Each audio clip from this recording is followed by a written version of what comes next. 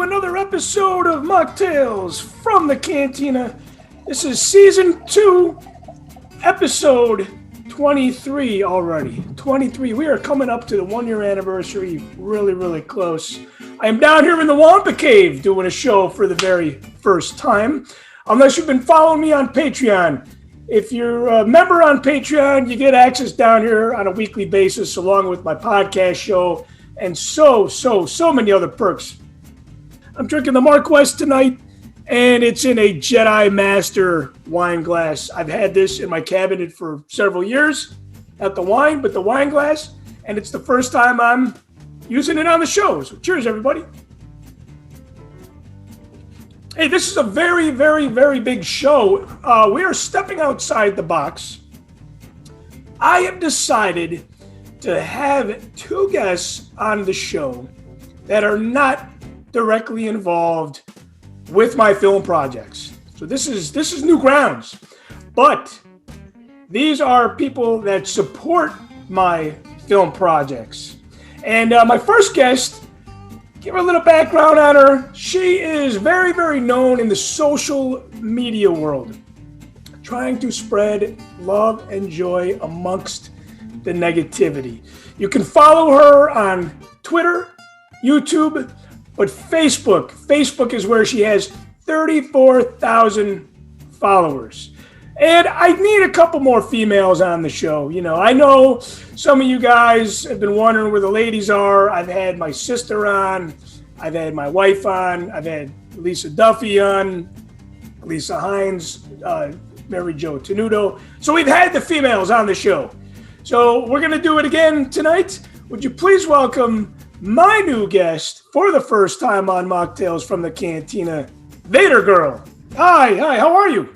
Good, how are you doing? Looks like your YouTube channel has 556 subscribers. Your Twitter has 726 followers.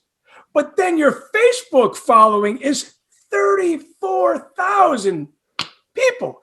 Now, you have reached out to me first, and I was super flattered. You've obviously been a fan of mine for quite some time. You asked me for my autograph. When people ask me for my autograph, I melt. Oh, there one it of is. yours is up here with my Star Wars stuff. I got more down here, but my important ones are up there. Yours is up there. Awesome. Well, I appreciate your support. And I would say that's the ticket that you got punched tonight by being on the show. We're obviously stepping outside the box. You are not directly involved with my film projects, but you're a big supporter. Can you tell me and my listeners, my viewers, the origins behind Vadergirl? I was on Instagram first, and I was posting pictures of cosplayers that I took when I went to Comic Cons. I'm really big in Comic Cons. And then someone said, you should start a Facebook page. There's not enough women. And so I went on Facebook looking at all the Star Wars and all the different fandoms, and they're mostly run by men. And the way they portrayed women disgusted me. They just showed them sexy. Now, yes, I have posed in sexy pictures, but that's all they would show. And they would show just one specific type of woman, and I definitely am not like that. And I tried to show all shapes and sizes and colors on my page, and the honesty of what it's like being a woman in this industry, in the fandom. So that's just how it started. And I just got a big following. It just grew.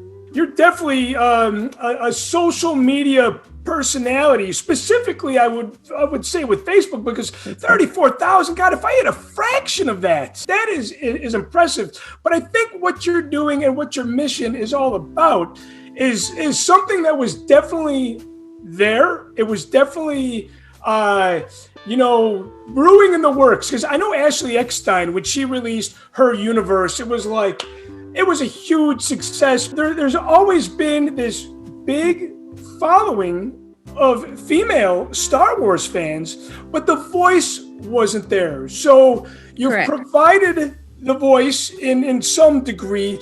Has there been any negativity affiliated with that? Because I know social media is full of, not only is the world full of negativity, but social media is like a really bad place, especially for fandom. Have you had any experience with that? Yes, I think a lot of the other women that have Facebook pages have gotten the same thing. I get asked if I'm pregnant monthly. When is the baby due? Fat jokes here and there. They always want to pick on the way you look. Yeah. Yeah, and it's always easy to hide behind Exactly a keyboard. To me, that drives me absolutely nuts. Absolutely nuts. You have a following that you call your troopers. They're my troopers. Yeah, they're wonderful. How did you come up with the name the Troopers? I'm looking for a name for my fan base. Because I miss them when I'm not communicating with them. Living in the age of the pandemic, how are you dealing with not going to conventions? It's really hard. It's really hard. Would you say that's the thing you miss most about normalcy? Yes. Now, how many Star Wars celebrations have you been to? Because I got the opportunity to meet you in Chicago. Oh, that was it? That was it. Now, A dream come true. Yes. Yeah, that was a good one. Dream come true. Yeah. And what was your highlight from that? I would say I was flattered by how recognized I was. When I go to regular conventions, I do get recognized, but as Star Wars Celebration, left and right. And some people coming up to me saying that I gave them time when they were in a sad place. Because if they private message me, if one of my troopers private messaged me, I will take the time and talk to them. And one woman said that she was close to suicide. And that I helped her. So. You know, speaking about suicide, a lot of you people know that follow me that my dad committed suicide. I was 7 years old. And later on, this was about 10 years after, actually. It was in 1992. I rediscovered Star Wars because I was like a regular high schooler. I was, like Luke Skywalker, right, in A New Hope. I was kind of lost. I was kind of looking out at the sun, kind of, reflecting and thinking about how am I going to get through this. And Star Wars was one of those things for me. Yeah. So I always love hearing about the positive side of that struggle that a lot of people have. Now, I read on your YouTube page that you used Star Wars as an escape, and I can obviously definitely relate to that. What was the turning point of rediscovery for you? Because you're a child of the late 70s. Yes. So you were there technically in the beginning. I found it very late. For me, it was Aliens first. Oh, I love Aliens. I'm really big into horror. And then I went to Planet of the Apes. And that's one of my favorites, too. Some of my most prized collections are the original Planet of the Apes stuff. And then with the Star Wars, so you went Aliens, and then Planet of the Apes. I went a little backwards. Yeah, a little backwards, a little forwards. Now, okay, you do have a collection behind you. It's quite the diverse collection. Do you have a favorite piece? Like, what's the most sentimental piece for you? This Obi-Wan down here. He's big. I really haven't seen any like him. It's one of the first things I got. I have never seen that before. Yeah, me neither. Not since. I got it at a comic book store years and years ago. So, okay, so you discovered Star Wars late. Would you say... High school. In high school, like yourself, rediscovered it anyway. What were you going through a difficult time in your life where you said, you know what, I really need to escape, and Star Wars was just that magical thing that really... That was later in life when I went back to Star Wars, when I was a single mother and just was alone and got back into Star Wars, and the collection just grew and grew and grew until I got married again. We're married again, so you're obviously divorced, like myself. We're starting to have a lot in common already. Yeah. Now, is your husband a big Star Wars fan? He likes Star Trek. He likes Star Trek. So how does that work? It's kind of like being married to like a Cubs and a Sox fan being married in the same house. Right. It works. It works. Yeah, he has a corner in my room. He has a corner in your Star Wars room. Nice. Now, you did tell me that you are a big autograph collector. Yes. Big autograph collector, yes. which I can relate to on that as well. Nice. There's a reason why we are on this show together. I'm looking at my autograph collection there, and it's in binders. I used to have it on the wall, but it's like there's no room for it on the wall. So I've decided to put it in binders, which is kind of cool because it's like a book. What's your favorite autograph, and do you have a story behind that? Well, there's a lot. They all have stories, but my first one is the first thing I ever interpreted, and it was Stan Lee. And then the other Stan Lee, when I was on stage with him, it's on my wall and I can't take it up. But this was right after I interpreted for him. He signed this one. That's your first one you interpreted for him. Now that leads me to my next question. For a living, I'm an ASL interpreter, American Sign Language. I am certified, nationally certified. Yep, it's what I do for a living. Have you had the experience and the opportunity to do this for a lot of actors? Yes, yes. Wow. Stan Lee was my first, I think, in 2013, 2014. It happened when a deaf person messaged Vadergirl and said, "You're an interpreter. Can you call Motor City Comic Con and tell them I need an interpreter? I'm always going to conventions and I would like an interpreter." So he contacted them and I contacted them and they got it done like that. And I've been with them ever since. Wow, that's awesome. And now, do you do it on your own, or do you do it through like a union or an agency? Or Nope, on my own. I was doing pro bono. So you're freelance? Yeah. Wow, that is so cool. And again, you know, like that need was there. Yep. That's cool. Now, who would you say was the coolest person that you got to interpret for?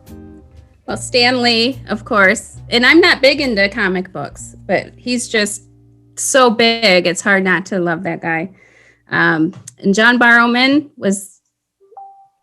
he's from Doctor Who or Torchwood. He's very energetic and he'll interact with the interpreter on stage. I got to smack his butt. He's wonderful. He'll always play with the interpreters on stage. When you interpret at a convention on stage and you're saying the words for these actors and these actresses, do you feel at that point like you're a performer? Do you feel like at that point you have something very special because you're telling the people that they cannot hear, the hearing impaired, words from these legends, you know? I mean, that's got to be, I would have a fanboy moment. I don't know if I'm just their voice. They say it and I put it out for the deaf and hard of hearing. Yeah. With John Barrowman, you have you'd act with him. But the others, I'll just stand on stage in the corner. But many, many times the actor, the celebrity will approach me. Almost, I would say 95% of the time, and they thank me. So all of them have been great. Oh, yeah. Wow. So they come up to you after this is over, and they that is incredible. That is incredible. Statistically, do you know how many hearing impaired people are in that audience? Do you know who you're? No, you never really know, but it grows every year. The one I do the most, Motor City Comic Con, they're so wonderful. I gotta say that again. The deaf attendees have been growing more and more. 3 things that we love to talk about on Machtails is music, Star Wars, and baseball. Yeah. Did your parents get a chance to go to the Grande Ballroom in Detroit? No, I don't think so. That is a legendary music venue. And every time somebody's like, yeah, I'm from Michigan, it's like, did you see the MC5? My dad talks about the MC5 a lot. Oh, he does? Oh, yes. So your dad, I'm sure he'd seen them live then. I think he has. Yeah. I met Wayne. Oh, that's nice. Wow. My dad would go crazy over that. It's framed and he signed it. Yeah. I did a meet and greet with him. He was promoting the 50th anniversary of the MC5, and he had an all-star band with him. You know, people that were in other bands, and I've always loved it. I've always loved the MC5. So pretty cool to hear that your dad talks about them a lot. These are all the tickets. All the tickets for the concert? Yeah. So How many concerts have you been to? Oh, hundreds. Your favorite? Ray Charles. Ray Charles. I never Who saw can him say live. that they've seen Ray Charles? You know, one of the ones that I brag about, going back to the Elvis Presley days, was It's Jerry Lee Lewis. Jerry Lee Lewis. Yes, I saw him live. Wow, Yes. that's a big one. I know. And when That's a I big saw one. him live, I was working at the House of Blues in Chicago, and I was going to concerts all the time because I had free tickets. That's a big one. Wow. And man, he did not perform very, very long at all. I think he performed like 30 minutes, but it was the coolest 30 minutes. Yeah, that's the one I brag about. But Ray Charles, what year did you see Ray? I don't remember. I'd have to look. You were little? But no, high school. Did you grow up around cool music? Oh, I did. I grew up. My dad, actually, the only thing I wanted from him, and he's still with us, thank goodness. But I said, Dad, before we lose you, I need your album collection, your vinyl. He has an amazing vinyl collection.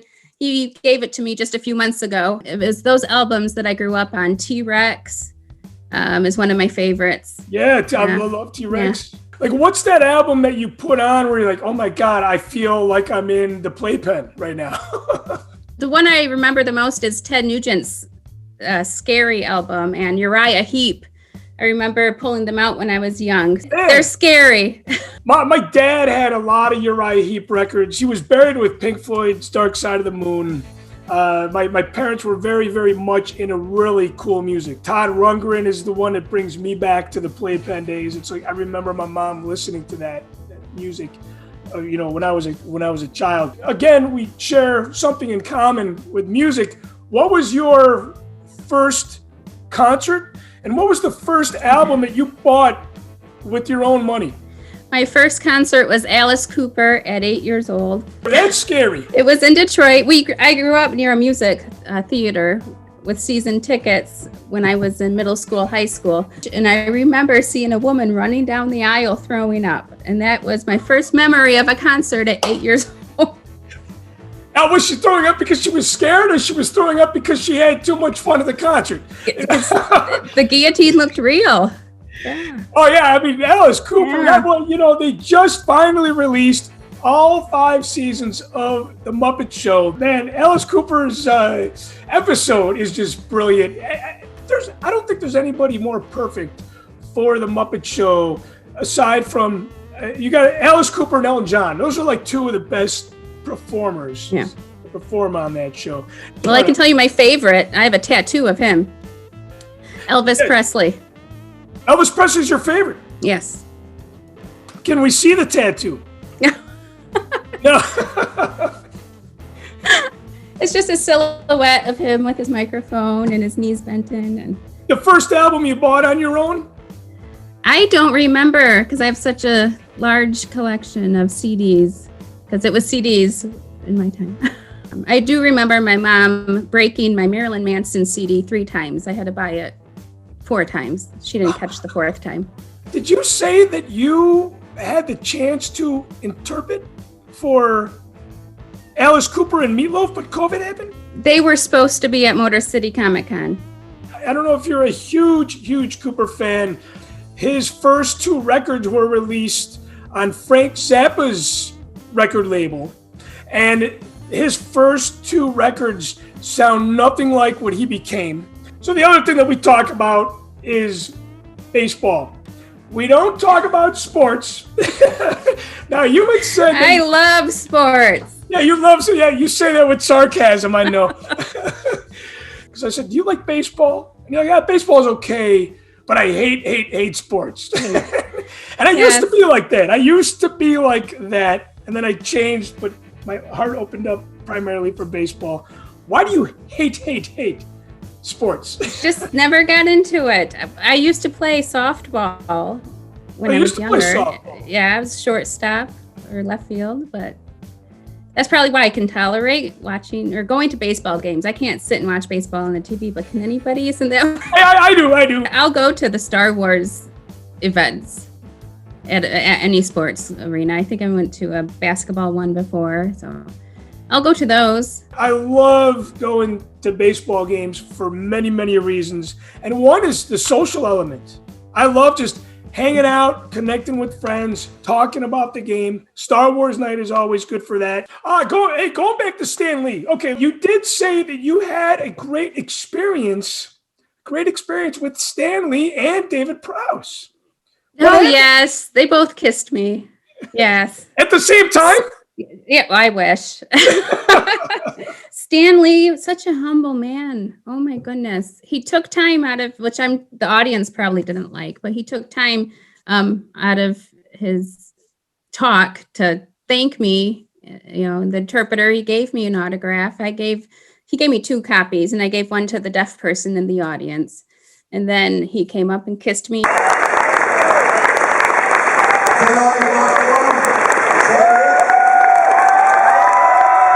What about Prowse? I got hate from that one. How did that happen, and why did you get the hate? First of all, David Prowse doesn't seem like the guy that would necessarily would have kissed somebody. He seemed a little bit more quiet than that. Until he met Vadergirl. You better listen to what he says. He's the Dark Lord. Now, why did you get the hate for that, though? People said I was taking advantage of an old man. He was taking advantage of you. And my husband still talks about that to this day. So that's great. Now, did you ever get a chance to interpret for Mr. Prowse? No. Just met him as a fan. Yeah. People always ask me, if you could meet anybody, who would you meet? And it's always Richard Simmons and Carrie Fisher. And when she passed, I took it really hard. I think that hit us all hard for a handful of different reasons. How come Richard Simmons? I've always been a heavier girl, and I was in middle school and weighed about 230 pounds, and I'm only 5 foot tall. So I joined Jenny Craig, and it helped me, but I was very discouraged. And then I discovered Richard Simmons, and his videos, Sweatin' to the Oldies, and it just, every positive thing he would say, and the way I could just dance with him, and I just love that man so much. He disappeared for a long time. Still is. He never resurfaced. No, his Facebook page is more active. Don't know if it's him doing it. But yeah, he's really hasn't been out in the public still. Now, one of the things that I learned about you is that you are not a trivia person. Oh, absolutely not. No shame in admitting that. Star Wars never used to be about trivia. I don't know if it was just maybe the quiz books started coming out and the expanded universe started getting big and the fan base started getting big. But I remember when Star Wars was just all about nostalgia.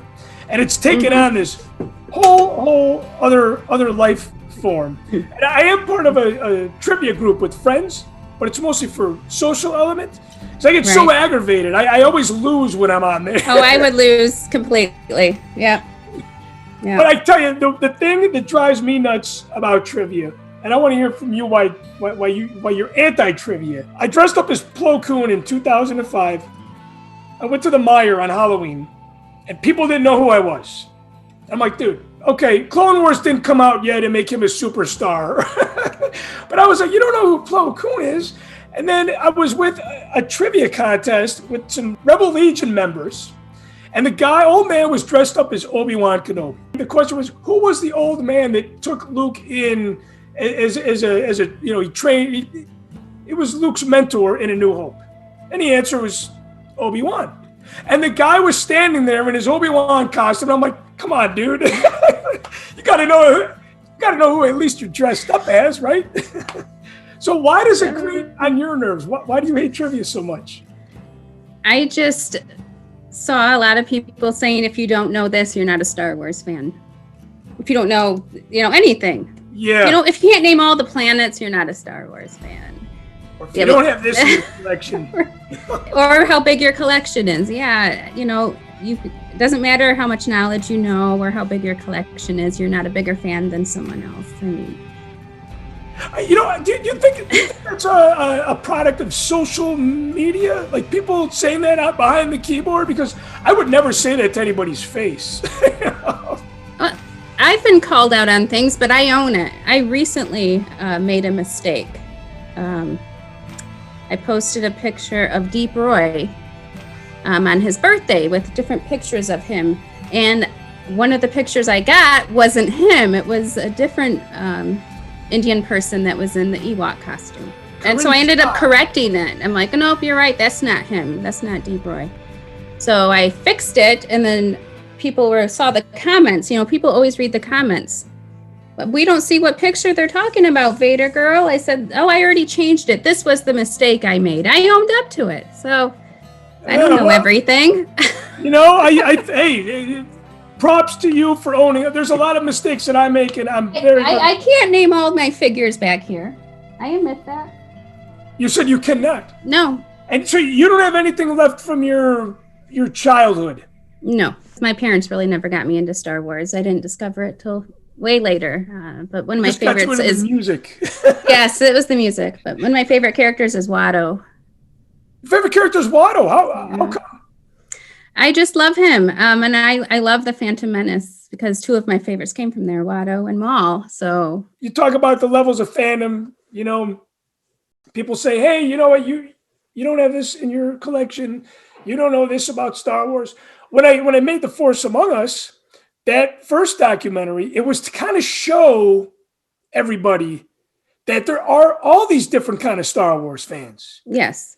And they're all on the same level. It's almost like a church, for example, or music, for an example, baseball even. You have this center, and we're all there for one thing, but we all have our different ways of showing it and our different walks with it. And that's why I'm very protective, why people gave me some crap about my reality show, The Real Fans of the Saga. A lot of people don't know that it's a play on The Real Housewives of Orange County. And they're, okay. I could see how you would get flack for that. We're not gatekeeping, but it's just one of those things that I wanted to do. And I have no regrets. I'm not a gatekeeper by any means. I love everybody. So going back to the Troopers, we had a little contest that you had promoted, the Machtails from the Cantina, and I thank you so much for that. I have not gotten that much activity ever. So I appreciate your support on that. But John Tracy is the winner. He liked the page, he asked the question, and he says, how does it feel to be on stage with the actors? And who was your favorite to sign for? And we touched on that a little bit. Right. I want to make it a formal question from John. Hi, John. It depends on who walks on the stage. I've had moments where I've frozen up. With Billy D. Williams, I got tears in my eyes. But for any celebrity that I've interpreted for, it's a very humbling experience. Very, very humbling experience. And I always walk into each assignment just thinking, this person's human. If I've had good experiences and bad experiences, and when they've been bad experiences, I just think they're a human being and they may be having a bad day, and I brush it off. So every time it's been a joy. And my favorite, Carol Spinney. Yes, I had that same 8x10 signed to my daughter. When I walked on stage with him, and I told him this afterwards, when I was young, I was obsessed with Sesame Street, and that's where I would see the sign language. And so my love for sign language came from Sesame Street. So it's like I went full circle when I walked on stage with Carol Spinney.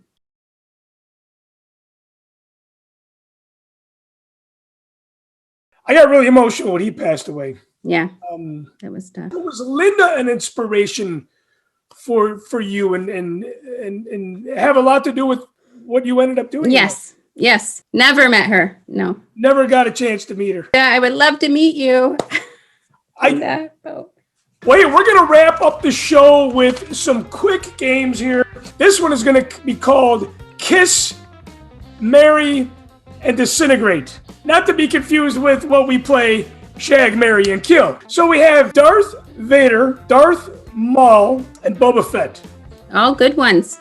I would disintegrate Boba Fett. I've already kissed Vader, so I'll marry him. You said that Darth Maul was your favorite. I'm going to say a word or two words, and you're going to tell me the one word that comes to your mind. We're going to start with the controversial one. No. Gina Carano. I knew it. Nothing comes to mind. Nothing comes to mind. Okay. Fan negativity. Respect. We just got to respect each other. Yes. Yeah. Amen to that, man. Yeah. We got to respect each other. What about the sequels? I have mixed feelings with the sequels. I almost walked out of The Last Jedi. What was the turning point for you that said, you know what, I'm out of here? when they killed Captain Phasma, she's one of my top favorites. I feel like they could have done so much more with her. Yeah. You know? I mean, in the beginning, she was, this charismatic, powerful, present character. And, but I didn't take it good. Ahsoka. Love. George Lucas. Thank you. Rogue One. Amazing. And collecting. Love it. Lots of love. When I brought you onto the show, I said you are spreading love in the social. I am. That's what I try to do. And all this negativity. All right, and the last game we got to go with is, because we talked about music, we're going to wrap it up with the music thing. Past or present, they could be dead and gone, 3 bands that you would have loved to see or still love to see. Hank Williams Sr., T-Rex, and Elvis. Those are damn good ones. You can't get better than that. Well, hey, Vadergirl, thank you so much for your time and your love and your respect and your support. It's been fun having you on the show and chatting with you. And I feel like the short time that we spent at Celebration Chicago at the end of that very, very long weekend, we made up for it tonight here. And this was my first time ever talking to somebody, so thank you. Oh, this is your first? This is my very first, And you could tell I'm nervous. I'm really nervous. Wow. So invite me back. I'll get more comfortable. Well, hey, I could have had you on the live show, Hey,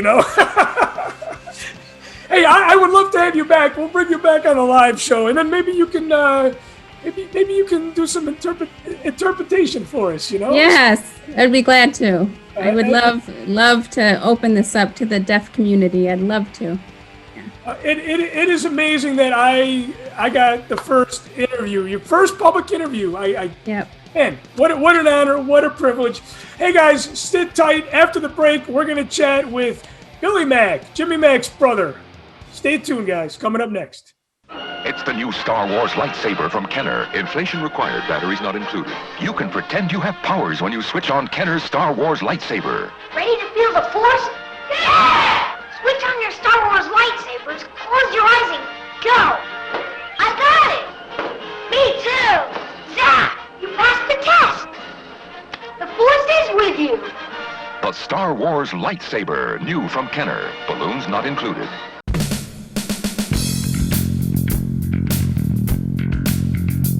Really isn't a rant today for me, your dear friend Michael Wistock. Cool by Stormtrooper is guarding these really cool Charvel satchel custom signature guitars. That is a Kramer Pacer there though, just to be clear. Not Star Wars related, but still pretty cool. And we try to figure out how much those cost. Hanging out in my cool theater, watching Chris's favorite movie. Come on, Chris, name that tune. No, name that film. Not been drinking yet, as far as you know, but Grogu, he's priceless to me. He's there guarding the Dragon Egg, hanging out with those things. And what else we got going on in here? Really, this was more like a tour, but we've done this before. Let's talk about something in my collection that, if you wanted to try to put a price on, I don't think you could. This is really cool. This is a piece of the Falcon from Greenham Common that was shot over in England for The Force Awakens. We wound up getting a piece of this, and Ross Cuddy was very cool and put it in this really awesome collector's case. Can you guys see that? And because it was in The Force Awakens and the first Star Wars film we had in quite some time, it's kind of priceless to me. Interesting things on this shelf. A little piece of the Crate Dragon, some sand. Chris can tell you more about that. But Yeah, this is really, like I said, more of a tour. Oh my gosh, this is supposed to be like a minute. This is like 2 minutes long, and I really didn't say anything or cover anything. But I'll think of something more exciting to say next time. Welcome back, everybody, to Machtails from the Cantina. Another round. Episode 23, Season 2. Hey, that was a great chat with Vadergirl. I am honored that was her first ever interview. Pretty cool, pretty special moment. So, hey, this is another special moment. This guy I've known for a long time, as long as I've known his brother for. This is somebody that does not really do interviews outside of Rebel Force Radio. He's not a Rebel Force Radio exclusive, but his counterpart is. Would you please welcome to the show my old friend, Billy Mack. How's it going? It's good. How are you? Oh, man. Zoom. I can't get enough of Zoom. I got to do it at work, and now I'm doing it here. You look good and you sound good, you know? I'm feeling good, too, Chris. Okay.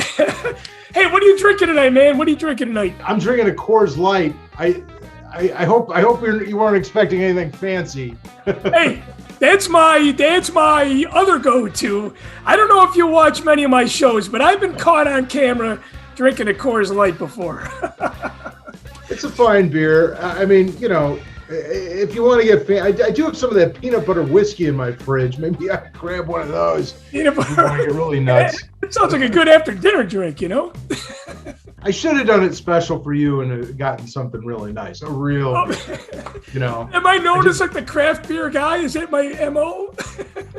Well, you're known for that. And I enjoy them a lot too, but I can usually only have a couple because, you know, something like an anti-hero, which I enjoy.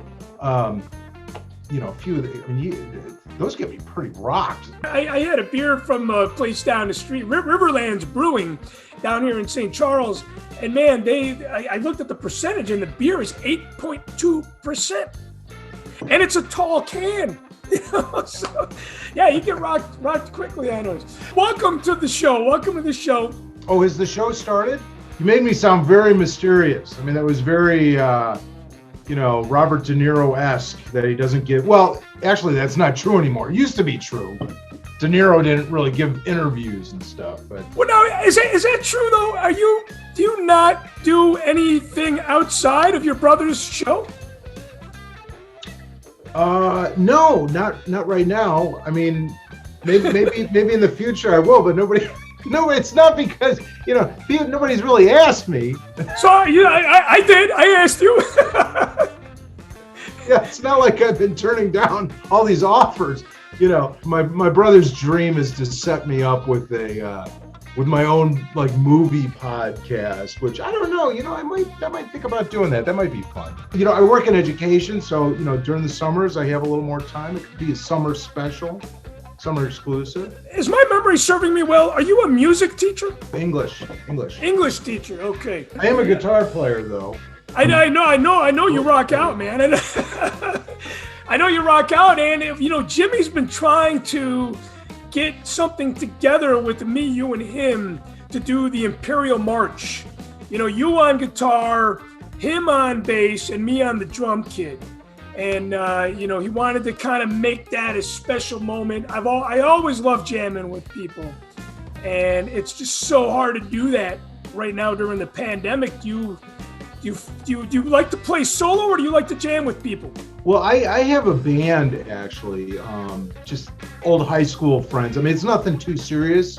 You know, we do some bar gigs and stuff like that. It's kind of... let's see, there's kind of an A and B band. I mean, it's some of the same people, but one is like cover songs, classic rock type of stuff, and then the other one is Grateful Dead covers. And then I play a lot of acoustic just on my own. I dabble in classical and stuff like that. You know, it's kind of a bummer because when I play with those guys, whenever I play live, I'm always playing electric, but I really enjoy acoustic, and I don't get a chance to showcase that too much. But are you playing with the band now during the pandemic life that we've been living? Yes, although we haven't had any gigs. We you know, of course, I mean, because there's nowhere to play, but we did play some outdoor stuff over the summer, and then we still get together once a week just to, you know, to keep our chops up and to work on new songs and stuff like that. You So, guys all wear the mask at band practice, or no, no? it's socially distanced though, but Socially we've got distanced. we've got a nice space now, so there's a lot of room. And So hey man, I see a really cool Star Wars collection behind you. I love that Vader poster. That is my favorite poster. My mom got that for me in 1992, which is a weird year for Star Wars collecting, as some of you might know. I just love Vader's helmet with the stars in the back. I love that. So word on the street is that you are taking a lot of vintage Star Wars toys and refurbishing them. Is that correct? yeah, I do that. I do that a lot. I do that with a lot of things. I enjoy, you know, I enjoy restoring and fixing things and stuff. You do that with guitars too? No. There, you know, there's certain doors that maybe shouldn't be opened in life. You know, I enjoy getting things and kind of bringing them back to life. The stuff behind me now, this is all my New Hope stuff, which I haven't. God, my big head is in the way, but you can see I've got a complete vintage puzzle collection up top. That's one of my favorite things. But this is all episode 4 stuff, and I do have Empire, which I'm going to rotate. This is kind of a new display for me, so Okay. I'm gonna rotate it out to Empire. I thought I would have had done that by now, but I don't know. I'm not ready to put this in storage again.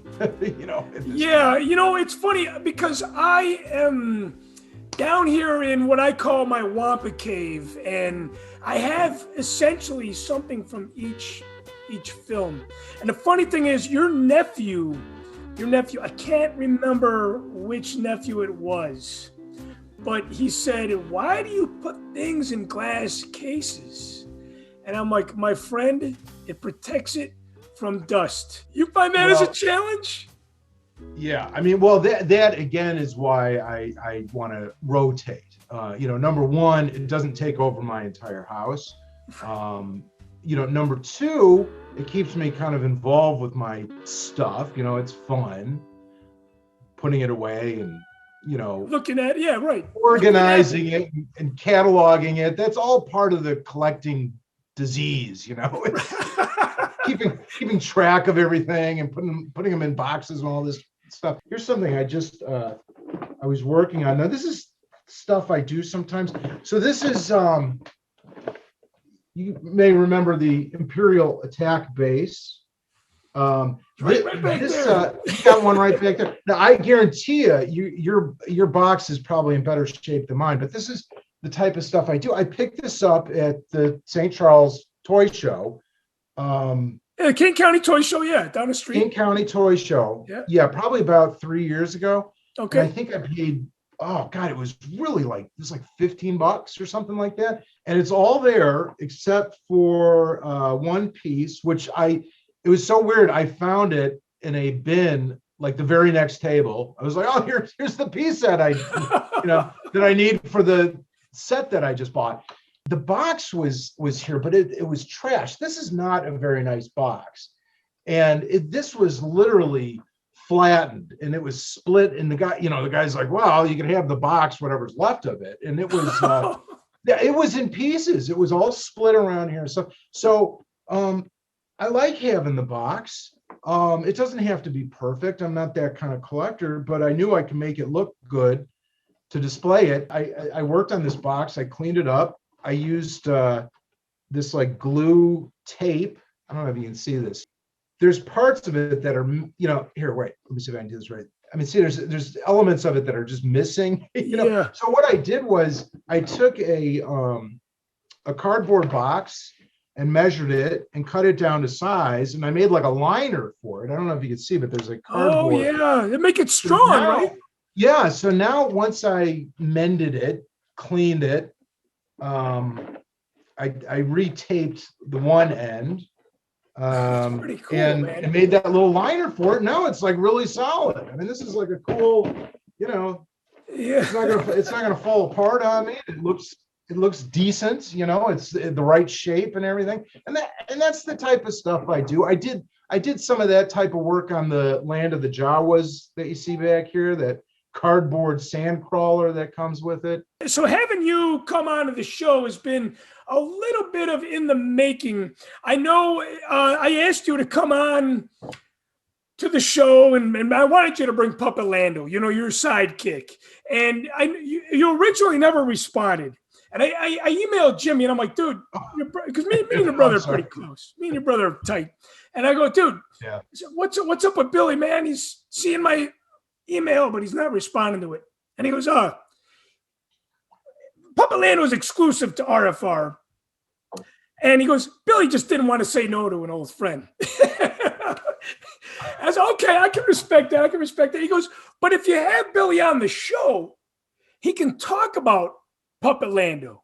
So I just want, if you don't mind, I would just like to know, what was the inspiration and the backstory on getting Puppet Lando out of the box and into real life? Is this somebody that you created yourself? Do you have any, are you a huge Muppet fan like I am? What's the story on this? No, it was never meant. It was never meant to be like that. It was now, and for anybody watching this who doesn't know, my brother's podcast, Rebel Force Radio, I am on it sometimes, and I do this Lando Calrissian imitation, which became known as Puppet Lando, and there is an actual puppet of it that my brother has strong-armed me into performing live on several occasions. So it started off as the voice. Oh my gosh. Yeah. And I mean, I'm not like a performer like that. I mean, I say that and then I tell you I play with the band and stuff like that. I mean, I guess I do kind of perform a little bit. I always find it very nerve-wracking. I mean, to this day, it gets me, it gets me crazy, but I mean, look, it brings some joy and excitement to life too, but okay. So Puppet Lando, what happened was we were at one of the celebrations, whatever the last one was in Orlando. My brother and his co-host Jason Swank, they had a suite at the hotel they were at, and we were hanging out there a lot, and we had the live feed going, and Billy D. Williams was at a panel, and we just kind of had that on the background, and he was up there and saying, oh yeah, and I remember when we were on Empire with Kirsch, and he was a joy to work. And he was just like, he was meandering, just spacey kind of talk. And I just thought it was so funny. And I started doing his voice, just mimicking him, and Jason was sitting in the room next over. And he's like, you sound exactly like him. That is so funny. And I was just like, whatever. But we were kind of goofing on that.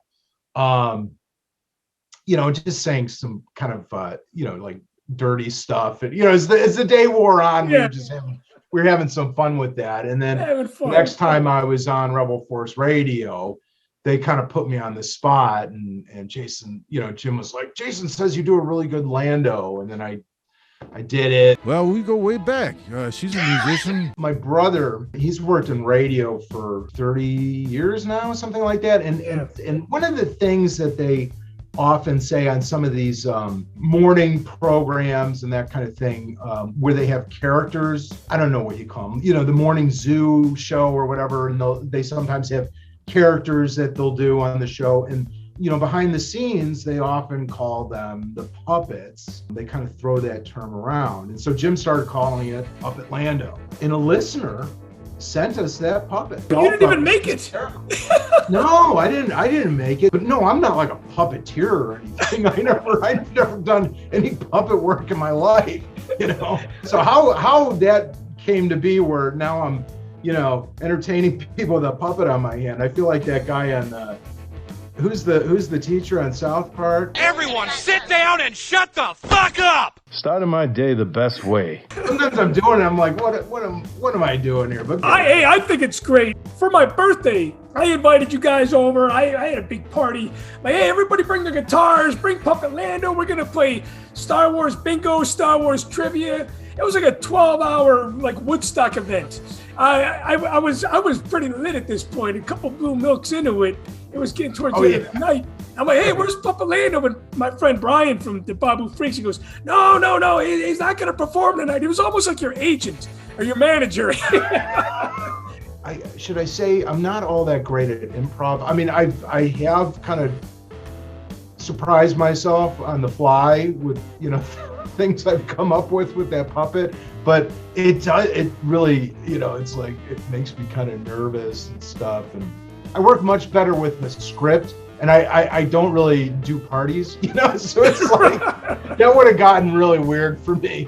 Hey, I want to wrap up your time on Machtails from the Cantina with a little game. We've talked a little bit about the vintage stuff, and Mack's going to bring a friend of mine on, Ian Savage. He is going to do a little Price is Right vintage Star Wars toys with me and you. Hello. Hey, this is my buddy Ian. Hey, Ian. Hello. How's it going? Ian is part of the trivia group that I'm in, and I suck at trivia, but I'm in it for the social content, the social element of it. And Ian has done some Price is Right vintage style trivia, and I'm like, hey man, I gotta have you on Mocktails from the Cantina. And he's like, oh man, he's like, you've been drinking too much tonight, but everybody knows when I drink, I speak the truth, and I always follow up with my words the next day. All right, Ian, you ready for this?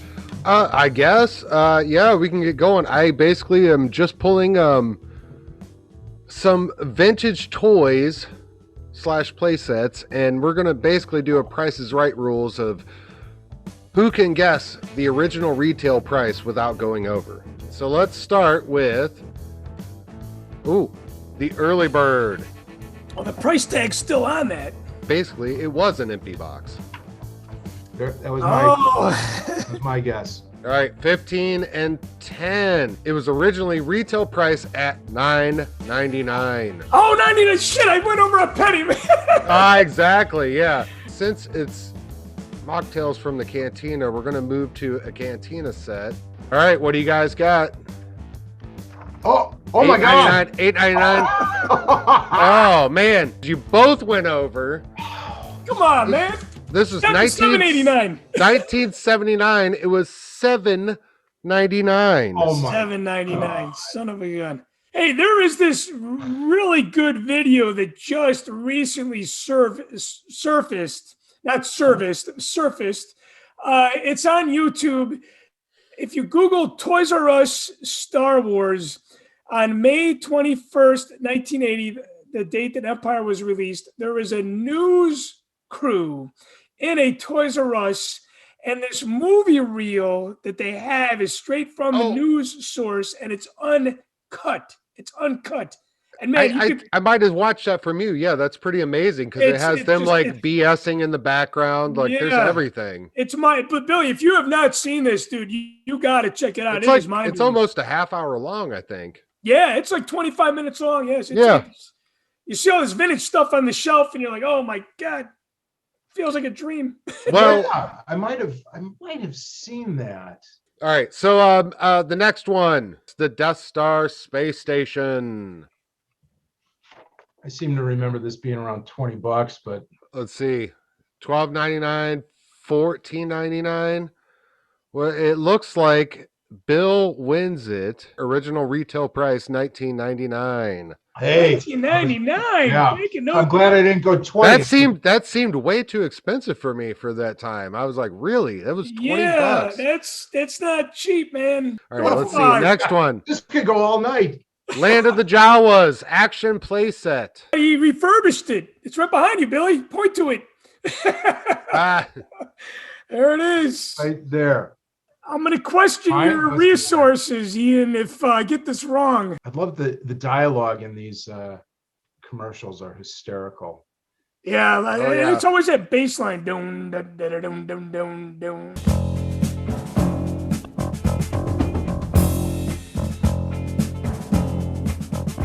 I guess I didn't pick up on that. Yeah, I've been watching a lot of the vintage commercials. I guess I didn't pick up on the music. I was more worried about if the visuals were.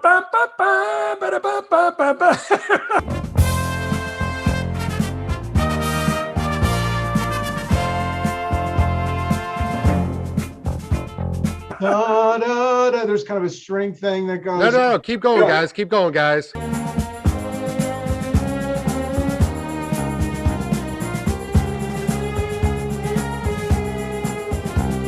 When we do the Imperial March with Jimmy, we'll have to cover that too. We need the big kettle drums for it and stuff. Yeah. String section. This is mine. Okay. Oh, you got $12.99 and $9.99. Cris Macht is exactly on with $12.99. All right, next one. It's Chris's favorite. Oh yeah, that is a radio controlled R2D2. Oh, this I never had this one. Did you have this, Chris? Yeah, I had that. Yeah.